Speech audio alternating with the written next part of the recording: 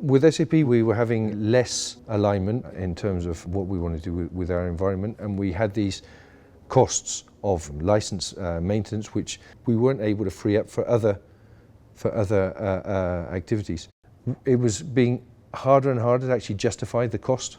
If you can find other companies that can deliver the same, then there's no real reason for staying in the SAP maintenance contract. The conversation with Spinnaker was very easy. I remember going to you guys and saying, look, we're looking at options. How long can we stay in our current SAP environment? And I would say for the first time, you guys kind of opened my eyes to, no, but hey, there's an option. You can stay here as long as you want.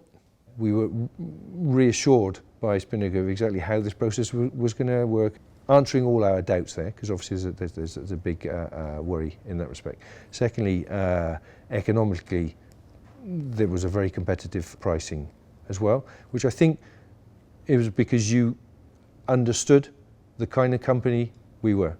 So based on the ease of relationship, which for us, being a very small IT group, is fundamental, and then a very efficient economic proposal, that's what made us choose Spinnaker.